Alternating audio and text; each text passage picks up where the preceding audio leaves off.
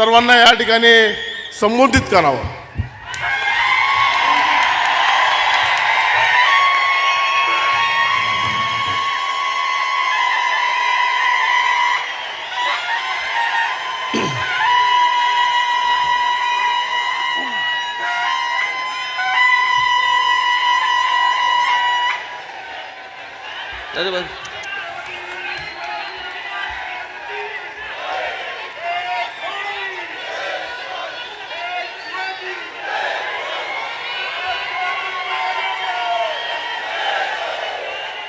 इथे जमलेल्या माझ्या सर्व हिंदू बांधवांनो, भगिनींनो आणि मातांनो,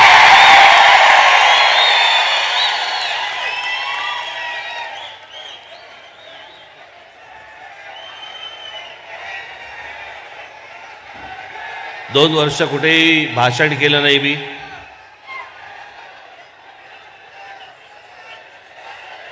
मुलाखती दिल्या,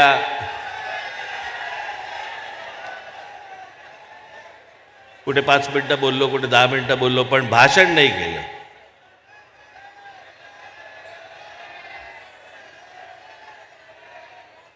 दोन वर्षापूर्वी ज्या वेळेला आपण आझाद मैदानवरती मोर्चा काढला होता, ते माझं तेव्हाचं शेवटचं भाषण. आणि त्याच्यानंतर मी 2 वर्ष कुठे काही बोललोच नाही. मी काय बोललो नाही, तुम्ही पण बोललो नाहीत.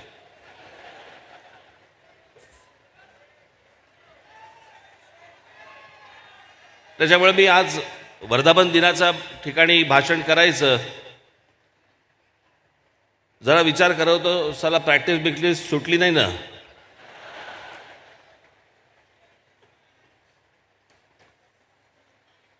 पण आज आपल्या महाराष्ट्र नवनिर्माण सेना पक्षाला 16 वर्ष पूर्ण होत आहेत आणि मी या निमित्ताने तुम्हाला सगळ्यांना शुभेच्छा देतो,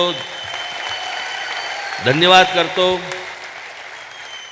आणि याच्या पुढची आपली वाटचाल आपण जोरात करू ही एक आशा देतो.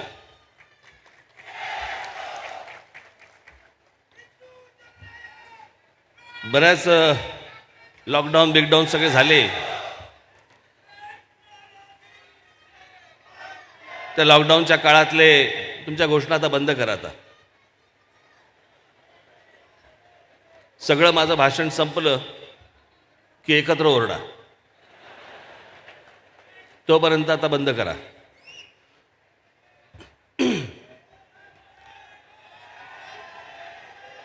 कोणी विचार केला नसेल की या प्रकारचा दिवस, या प्रकारचे दिवस आपण पाहू की रस्त्यावरती सगळा शुकशुकाट आहे. घराच्या घरं घाबरून घरामध्ये बसलेली आहेत. कुटुंबांना समजत नाहीये की आता काय होणार.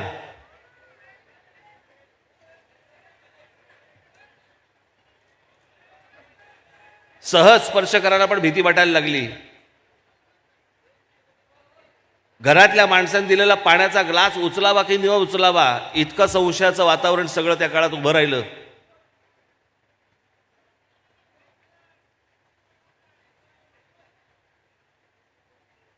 कधी अशा प्रकारची गोष्ट आपण पाहिली नव्हती, कधी ऐकली नव्हती. मला अजूनही आठवतं, मला लॉकडाऊन ज्या वेळेला लागला, मला असं वाटतं 23 तारीख असेल मार्चची. 2 दिवसानंतर माझी घरातली माझी कुत्री कन्या, मी कन्याला घेऊन घराच्या बाहेर वरांड्यामध्ये आलो. बाहेर बसलो होतो, समोर शिवाजी पार्क मैदान होतं.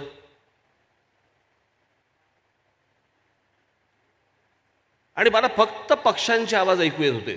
मला काहीही दुसरं ऐकू येत नव्हतं. इतकी शांतता मी कधीच अनुभवली नव्हती. तशा प्रकारची शांतता ज्यावेळेला आपण दौऱ्यावरती वगैरे जातो, बाहेरगावी वगैरे जातो आणि आसपास कुठेही आपल्याला मनुष्यवस्ती दिसत नाही, सगळी आजूबाजूला शेतं दिसतात, त्यावेळेला आपण ज्यावेळेला गाडी बंद करतो, ती जी शांतता असते ना, ती सगळी शांतता सगळ्या ठिकाणी पसरलेली होती. फक्त पक्ष्यांचे आवाज होते. मला कधी कधी वाटतं पत्र लिहून नरेंद्र मोदींना कळवावं की महिन्यातनं 1-2 दिवस लॉकडाऊन ठेवा. हा सगळा परत गजबजाट सगळा सुरू झाल्यानंतर असं वाटतं की ती शांतता केवढी चांगली होती. भीतीदायक होती पण चांगली होती. मी त्या काळामध्ये एकदा कुठेतरी इंटरव्ह्यूमध्ये बोललो होतो की सकाळी येणाऱ्या कोकिळा त्या वातावरणाने त्या पण अशा झाल्या होत्या की मलाच ऐकू यायला लागलं. म्हणजे कुहू कुहूच्या ऐवजी कोविड कोविड अशा ओरडत होत्या त्या.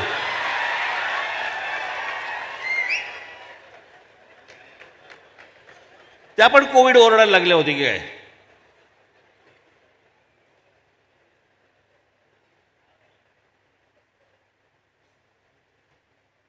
त्या सगळ्या वातावरणामध्ये भीती होती वगैरे सगळं सगळं ठीक आहे, पण कुटुंब जवळ आली. एकमेकांबरोबर जेवायला लागले, एकमेकांबरोबर गप्पा मारायला लागले.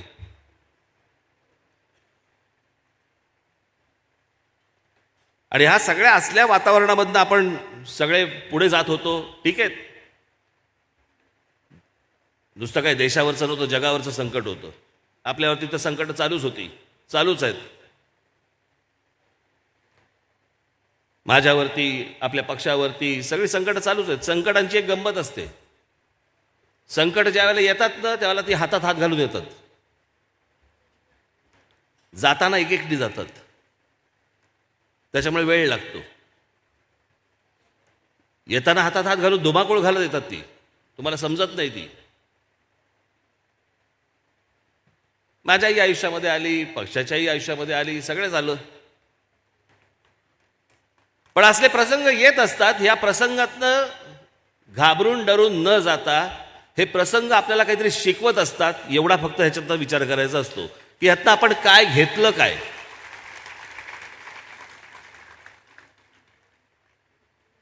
या सगळ्या गोष्टी घेऊन आपण पुढे कुठे जाणार आहोत.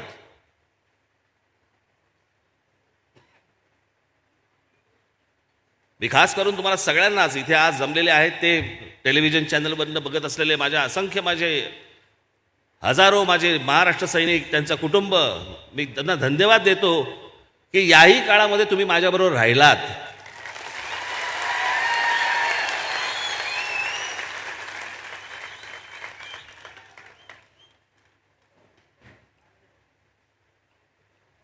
ठीक आहे, चढ उतार येतातच. मी माझ्या एका भाषणामध्ये बोललो होतो ना,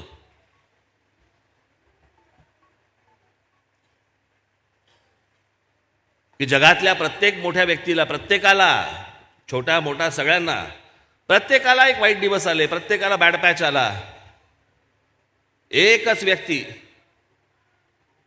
ज्यांनी कधी वाईट काळ नाही पाहिला, जेव्हापासून आयुष्य सुरू केलं, जेव्हापासून करिअर सुरू केलं, ग्राफ इथून जो सुरू झाला तो असाच्या असा. आणि त्या म्हणजे आमच्या लता दिदी.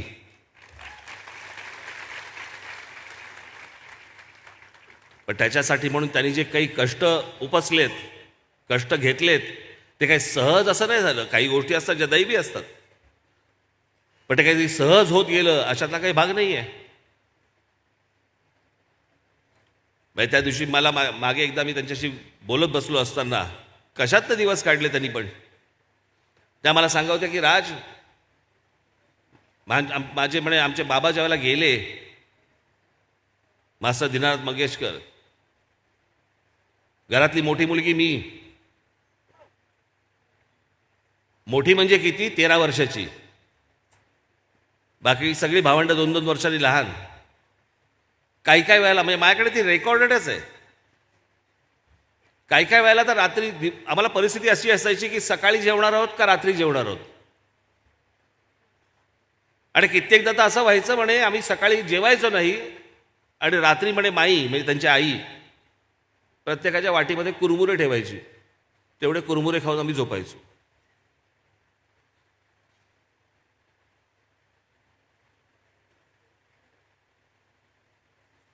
दिदींना वाईट काळ आला नसेल, बॅड पॅच आला नसेल, परंतु ज्या प्रकारचे कष्ट त्यांनी उपसलेत, हे आमचे शिवशाहीर बाबासाहेब पुरंदरे,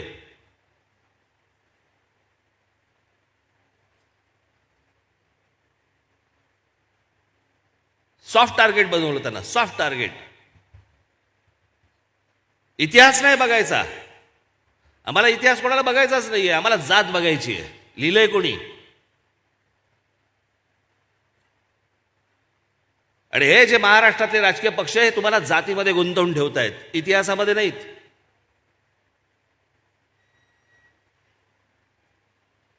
काय कष्ट घेतले या माणसाने. शिवाजी असं नुसतं नाव आलं, हा माणूस उठून निघून जायचा तिकडे की काहीतरी सापडेल, महाराजांबद्दल काहीतरी सापडेल, काहीतरी मला मिळेल, मी काहीतरी लोकांना दाखवू शकीन, सांगू शकीन.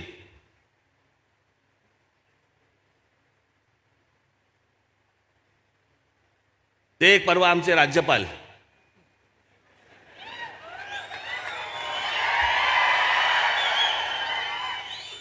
काही समज बिमज काय आहे का. मी जर त्यांना पहिल्यांदा जेव्हा भेटायला गेलो, बघितलं ना कसं आहे ते.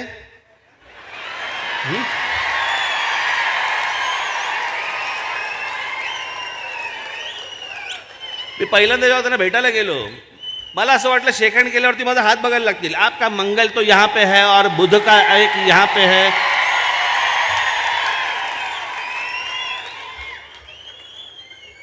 कुडबुडे ज्योतिषी असतात ते का. तुमचा काय संबंध आहे का. तुम्हाला काय कळतं का शिवाजी महाराज, रामदास स्वामी तुम्हाला काय माहिती आहे का.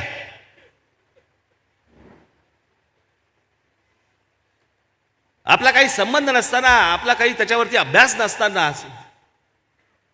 नुसतं बोलून जायचं.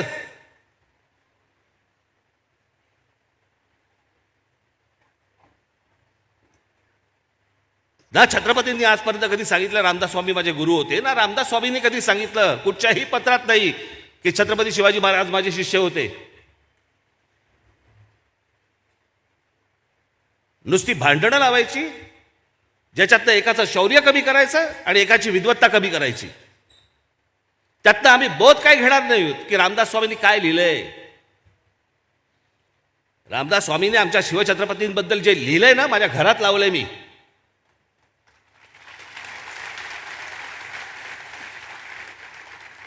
जे त्यांनी शिवछत्रपतींबद्दल जे लिहिलंय ना, आजपर्यंत या क्षणापर्यंत शिवछत्रपतींबद्दल इतकं चांगलं लिहिलेलं मी वाचलेलं नाही.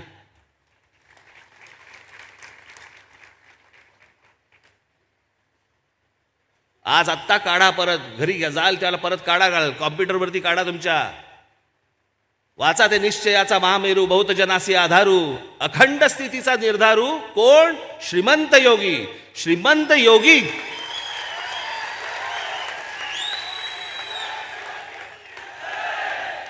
आमच्याकडे योगी सापडतच नाही. धाड पडली ना ईडीची की कळतं श्रीमंत आहे.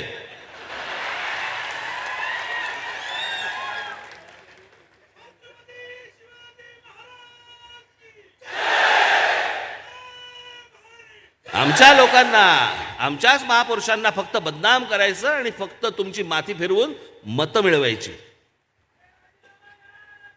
एवढाच फक्त उद्योग सुरू व्हायचा. काय बोलला.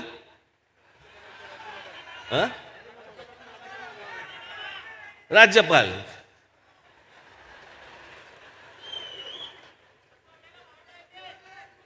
परवा दिवशी त्या भाषणामध्ये कोणीतरी मला दाखवलं, महात्मा ज्योतिबा फुले आणि सावित्रीदेवी फुले यांच्याबद्दल बोलते. इतने छोटे छोटे थे, कैसे शादी हो गई मेरे को पता नहीं. अहो तेव्हा लहानपणी व्हायची लग्न, तुमचं अजून नाही झालं.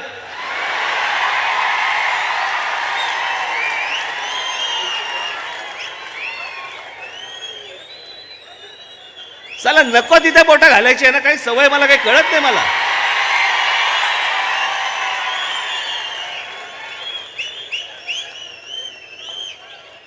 आणि मग सगळे बाकीचे आहेतच. आपको क्या लगता है, आपको क्या लगता है. लागली सगळी झुंजायला, सगळी कोंबड्या लागल्या झुंजायला. आम्ही येडे पागल परत सगळे. मग आता 2 दिवसापूर्वी कळलं निवडणुका होत नाहीत. मग सगळे शांत. साला आता काय होतच नाहीये, मग आता कुठं पेटवायची. आता काय उरलंच नाही आमच्याकडे पेटवायला. निवडणुका लांबणीवरती पडणार. मी ह्या सगळ्या लोकांना सांगत होतो. कधीपासून सांगत होतो मी. नोव्हेंबरपासून सांगत होतो. मी म्हटलं मला वाटत नाही निवडणुका मार्चमध्ये होतील. डिसेंबर आला, जानेवारी आलं, मी यांना सतत सांगतोय. म्हटलं मला वाटत नाही. मी काही पत्रकारांशी पण बोललो होतो. म्हटलं मी म्हटलं निवडणूक आली ना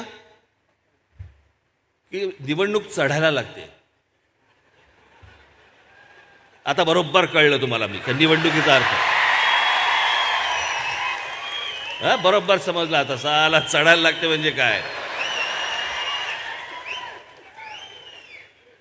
अशी ती स्पर्श होते, स्पर्श करते ती. वातावरणामध्ये निवडणूक यायला लागते, वातावरणात यायला लागते. मला वातावरणात निवडणूकच दिसेना.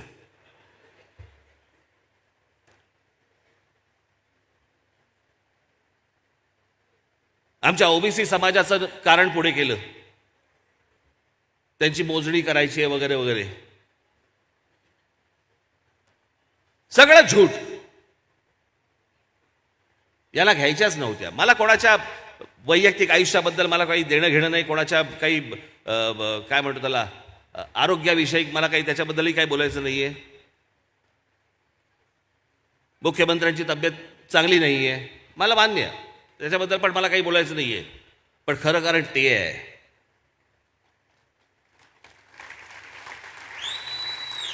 3 महिने आम्ही निवडणुका पुढे ढकलतोय. 3 महिने म्हणजे कधी? जून, मे एंड जून. बदा बदा पाऊस सुरू होईल. घेणारात निवडणुका. मुळात लोकांना हव्यात कुठे निवडणुका. एकदा जरा जनतेचा, लोकांचा, समाजाचा जरा एकदा कानोसा घ्या. तुमच्या निवडणुका आहेत काय नाहीत काय त्यांना काहीही फरक पडत नाहीये. उत्साह फक्त निवडणुकीला उभा राहण्यामध्येच आहे. चला आपली राहते का कापतीये याच्यातच फक्त दिवस रात्र चालू आहेत, ह्या कुशीवरून त्या कुशीवर.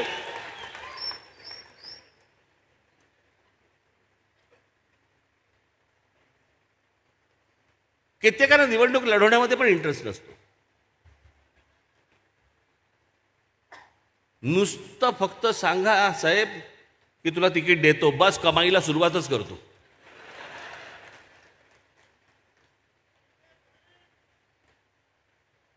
आत्तापासून ही बोरं सगळी वेचून ठेवली आहेत मी.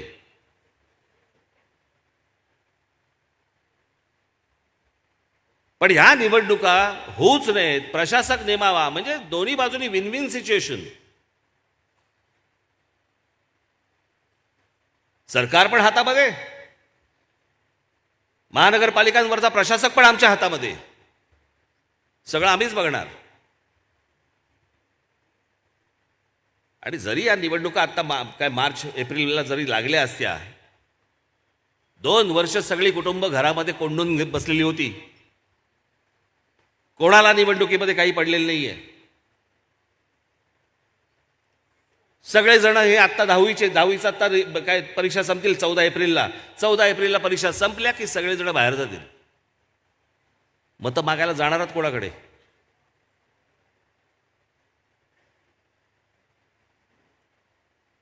सगळे बाहेर निघून जाणार.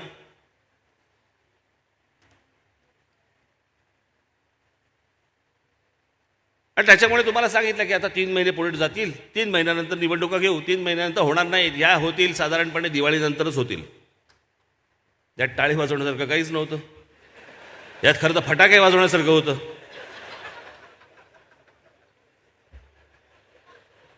नाही मी दिवाळीनंतर होतील म्हणून मी म्हटलं. काही कशाचा काही नाही. इकडे काय चाललंय, तिकडे काय चाललंय, काय नाही. सध्या सारखं सुरू आहे. काय वाटतं काय तुम्हाला? युक्रेनचं काय होईल असं वाटतं आणि एकूण रशियाचं बरोबरचं. अरे गधड्या, तुझ्या घरचं बघ पहिलं. तुझ्या आईला युक्रेन राहू दे बाजूला. इथे लॉकडाऊनने नोकऱ्या गेल्या लोकांच्या. शेतकऱ्यांची आमच्या आत्महत्या थांबलेल्या नाही आहेत. मुलं अजून घरामधनं झूमने अजूनपर्यंत अभ्यास करतायत.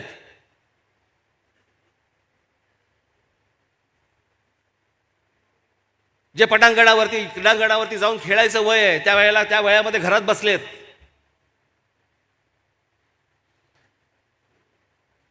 कित्येकांना, मला तर कित्येकांना असं वाटतं की या 2 वर्षामध्ये काही जणांना काही आजार पण चढले असतील, विचारांचे आजार.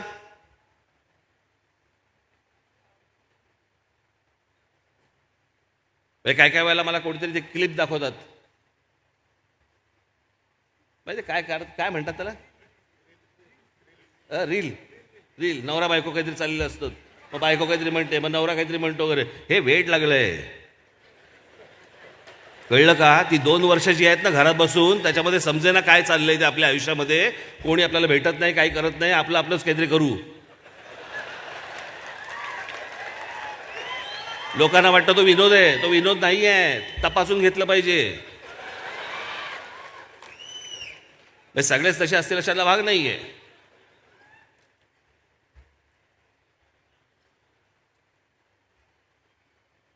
पण इतक्या सगळ्या वेगवेगळ्या स्थित्यंतरामधनं काही हाताला सरळ काही दिसत नाहीये, लागत नाहीये, अशी परिस्थिती. मी इतकी वर्ष तर राजकारणात आहे. प्रत्यक्ष राजकारण, त्याच्या अगोदर ज्यावेळेला मी व्यंगचित्र करत होतो त्यावेळेला राजकीय व्यंगचित्र करत होतो, त्याच्यामुळे त्याचं ते एक राजकारण तेव्हा होतंच. मी अशी परिस्थिती कधीही बघितलेली नाही.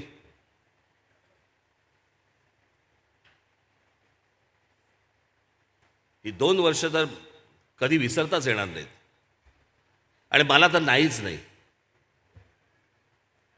कित्येक जण बोलत असतात, उघडपणे फारसे बोलत नाहीत, पण बोलतात. मग इकडून तिकडून मला पण ऐकू येतं. साहेबांचं जरा वजन वाढलेलं दिसतंय ना. बोलता की नाही, हळूहळू बोलता की नाही. कोणाला सांगू नको, पण तुला म्हणून सांगतो.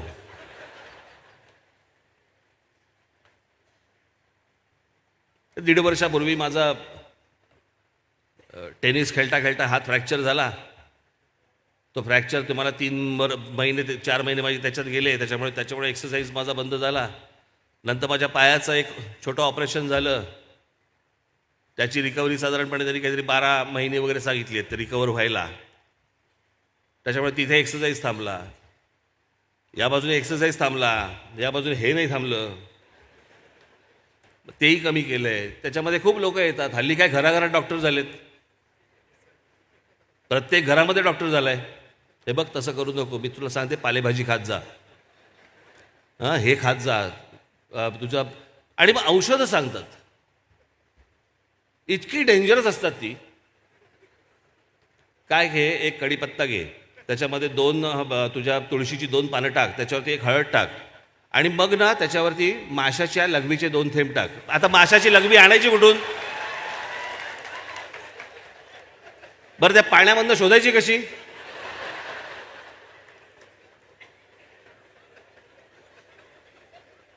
प्रत्येकाला काहीतरी एक डॉक्टरी साक्षात्कार झालाय.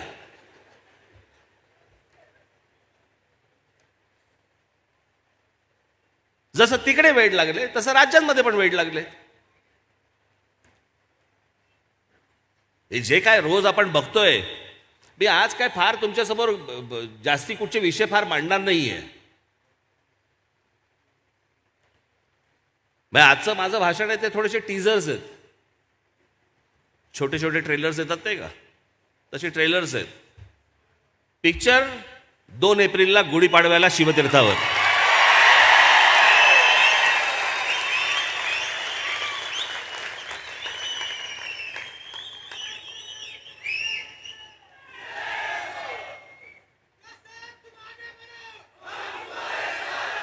काय चाललंय राज्यामध्ये मला कळत नाही. मला सत्ताधारी म्हणतात आम्हाला संपवायला निघालेत, विरोधी पक्ष म्हणतात आम्हाला संपवायला निघालेत. मग उरलं कोण?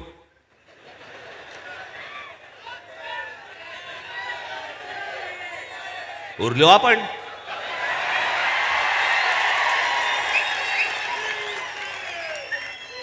वीट आला लोकांना. मी अशा प्रकारची गोष्ट कधी सत्ताधारी विरोधी पक्ष मी कधी आजपर्यंत कधी बघितली नाही. काय प्रकारचे आरोप करतायत, टेलिव्हिजन चॅनलवरती काय शिव्या काय देत आहेत, काय बोलतायत, कुठची भाषा. महाराष्ट्रामध्ये राजकारणामध्ये येणाऱ्या भविष्यातल्या पिढ्या काय पाहतायत, काय त्यांना वाटेल राजकारण हे असंच असतं, अशीच गोष्ट असते, ह्याच गोष्टी बोलायच्या असतात, अशाच चालतात. अहो हे जर विधानसभेमध्ये बोलत असतील, खाली ग्रामपंचायतीला काय चालू असेल, जिल्हा परिषदेला काय चालू असेल, पुढे भविष्यात काय होईल, कुठचाही मागचा पुढचा विचार न करता आपले बस तोंडाला येईल ते फक्त बरबळायचं. आणि किती बोलतात ते. संजय राऊत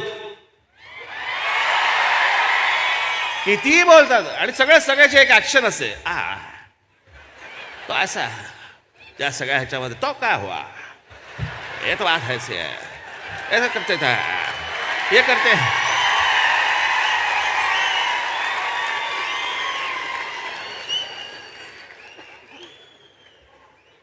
चॅनल लागलं की हे सुरू, कॅमेरा हटला, हा बाकी काय चाललंय, सगळं व्यवस्थित, एकदम व्यवस्थित वगैरे. मग हे कुठून आलं ऍक्शन? मी एकदा असाच काही वर्षांपूर्वी एका सभेला गेलो होतो. नॉर्मल बाजूला एक जण बसला होता नेता, आता नाव नाही सांगत.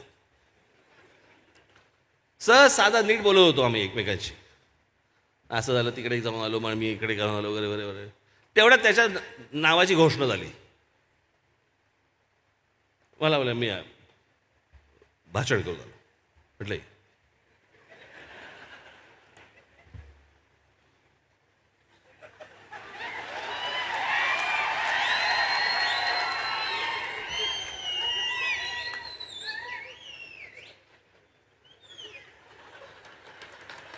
आज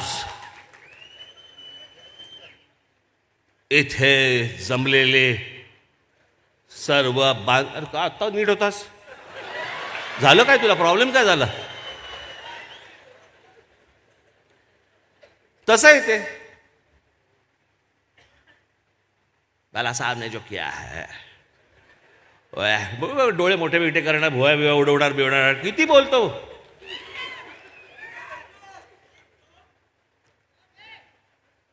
अरे प्रश्न बोलण्याचा नाही, आपण काय बोलतो आहोत, कसं बोलतो आहोत. भविष्यातल्या महाराष्ट्राच्या पिढ्या बघतायत, पाहतायत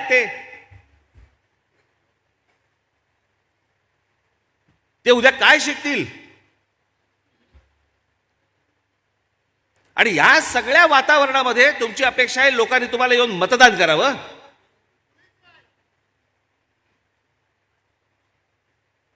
कोणी महिलांच्या प्रश्नावरती बोलतंय, कोणी नाही. जे विद्यार्थी घरी राहिलेले आहेत त्यांच्या शालेय जीवनाचं काय होणार आहे माहीत नाही. जी मुलं कॉलेजमध्ये आहेत त्या मुलांचं काय होणार आहे कल्पना नाही. ते पास झाल्यावर त्यांच्या नोकऱ्यांचा प्रश्न कसा सुटणार आहे त्याच्यावरती कोणी बोलतंय, कोणी नाही. त्यांनी शहरात यायचंय का ग्रामीण भागामध्ये राहून त्यांनी शेती करायची आहे त्याच्यावर कोणी बोलत नाही. आमच्या महाराष्ट्रामधली एसटी सुरू होणार की नाही, एसटी सुरू होणार याच्याबद्दल कोणाला चिंता नाही. चिंता काय, एकमेकांवर रेट टाकतायत. लोकांना काय देणं घेणं आहे. मी तुम्हाला खरं सांगतो, सत्य परिस्थिती सांगतो. खासदार होऊ देत, आमदार होऊ देत, नगरसेवक होऊ देत, जे लोक मतदान करतात ना, ही तुमची आभार माना त्यांचे, की त्यातले 1% लोक देखील तुमच्याकडे येत नाहीत काही कामासाठी. उगाच आपले कार्यालय उघडून बसतात. फलाना ढिमका संपर्क कार्यालय. कोण करणार संपर्क, का करशील तुला संपर्क?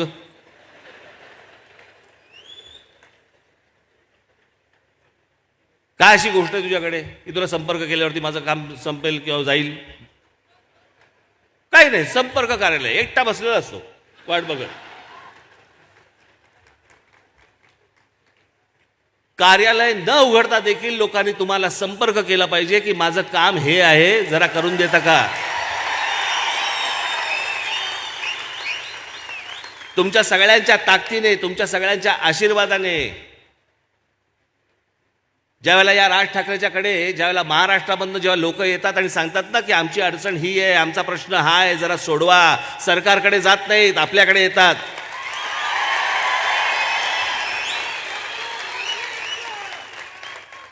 आणि याचं कारण त्यांना विश्वास असतो की इथे प्रश्न सुटेल.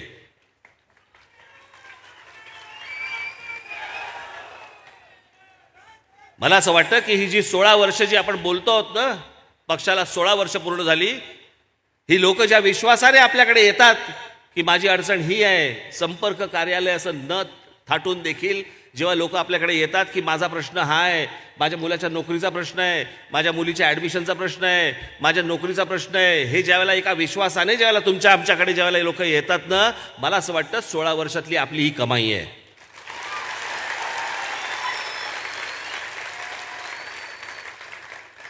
गेल्या लॉकडाऊनमध्ये जे तुम्ही काम केलं, माझ्याकडे त्याच्याबद्दल आभाराला शब्द नाहीत. कोणत्याही गोष्टींची पर्वा न करता माझ्या महाराष्ट्रामधल्या सगळ्या महाराष्ट्र सैनिक कुठच्याही करोनाचा भीती न बाळगता तो ज्या ठिकाणी जिथे जिथे काही त्रास होईल, जिकडे जिकडे काही अडचण असेल तिकडे जिकडे पोहोचला. कोणाला खायला नाही, कोणाला प्यायला नाही, कोणाला काही हॉस्पिटलला घेऊन जायचं आहे, कोणाला सलाईनचा काय मिळत नाही आहे, बाकी गोष्टी मिळत नाही आहेत, काही वैद्यकीय त्यांच्यावरती उपचार काही मिळत नाही आहेत, त्यावेळेला जो महाराष्ट्र सैनिक जो महाराष्ट्रामध्ये माझा धावून गेला, इतर राजकीय पक्षांचा कोणीही तिकडे धावून नाही गेलाय, तिकडे फक्त होता माझा महाराष्ट्र सैनिकच होता. लोक विश्वासाने त्याच्याकडे येत होते आणि तो इमाने इतबारे प्रामाणिकपणे काम करत होता. ते तुम्ही लोक सगळेजण आहात. त्यामुळे तुमचे आभार कसे मानायचे मला समजतच नाही, खरंच समजत नाही. तुमच्यामधल्या पोटामधली जी आग आहे ना की माझ्या महाराष्ट्रासाठी काहीतरी करायची आहे, ही आयुष्यात कधी विझून देऊ नका.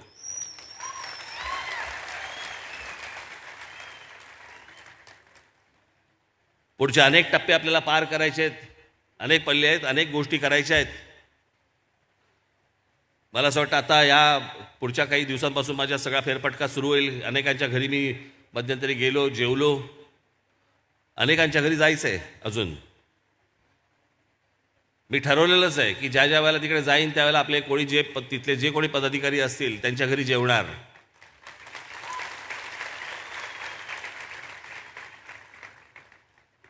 आणि इतर पक्षांसारखे जात बघून नाही जेवणार. मला जात समजत नाही, मला जात कळत नाही, मी जात बघत नाही, मी जात मानत नाही. मला त्यातली गोष्टच समजत नाही, मला दुसरी गोष्ट कळत पण नाही ती. आणि माझ्या मते माझे सहकारी म्हणून तुम्ही देखील असेच असले पाहिजेत.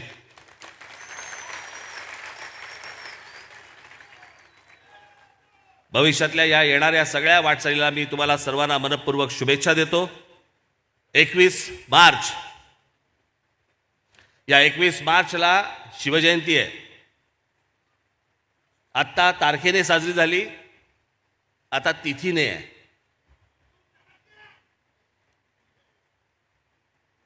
आपल्या शिवछत्रपतींची जयंती आहे. आपली ओळखच मुळात त्यांच्यामुळे आहे, नाहीतर आपली ओळख काय आहे?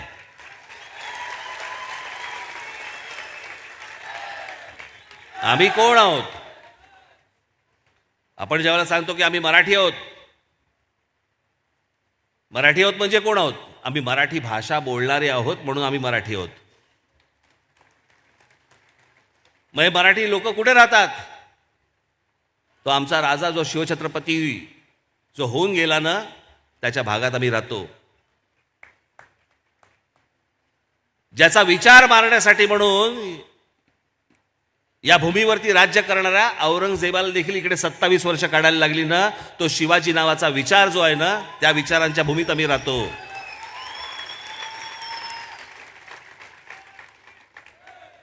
तारखेने करावी का तिथीने करावी? 365 दिवस करा.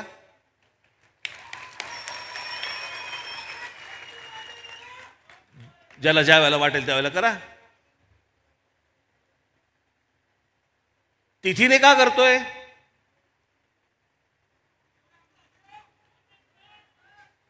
कारण आपले सगळे सण हे आपण तिथीने साजरे करतो, आपण तारखेने साजरे नाही करत. गेल्या वर्षी गणपती कधी आले होते ते यावर्षी त्या तारखेला गणपती नाही आहेत. त्याच्या आदल्या वर्षी पण ते गणपती वेगळ्या तारखेला होते, दिवाळी वेगळ्या तारखेला होती, नवरात्र वेगळ्या तारखेला होती. प्रत्येक सण हा आपला तिथीनुसार साजरा होतो. हा माझ्या राजाचा जन्मदिवस आहे, तो माझा सण आहे. तो जन्मदिवस नाही आहे कोणाचा तरी, ती कोणाची तरी नुसती जयंती नाही आहे. तो या महाराष्ट्राचा, आपला मराठी माणसाचा सण आहे. आणि म्हणून तो सण म्हणून आपण तो तिथीने साजरा करायचा आहे. 21 तारखेला आपण सर्वजण महाराष्ट्रभर धूमधडाक्यामध्ये शिवजयंती साजरी करावी याची एक अपेक्षा आपल्या सगळ्यांकडनं बाळगतो. 2 तारखेला गुढीपाडवा आहे. महाराष्ट्रातल्या माझ्या महाराष्ट्र सैनिकांना 2 तारखेला गुढीपाडव्याच्या निमित्तानं शिवतीर्थावरती येण्याचं मी आमंत्रण देतो आणि आपणा सर्वांची मी रजा घेतो. धन्यवाद. जय हिंद, जय महाराष्ट्र. या ठिकाणी कार्यक्रम संपण्यापूर्वी या कार्यक्रम पूर्ण होण्यासाठी आपल्याला ज्यांनी सहकार्य केलं, पुणे महानगरपालिका असेल, पोलीस प्रशासन असेल, पत्रकार असेल, प्रिंट मीडिया असेल, इलेक्ट्रॉनिक मीडिया असेल, आरोग्य विभाग असेल, सर्वांना धन्यवाद देतो.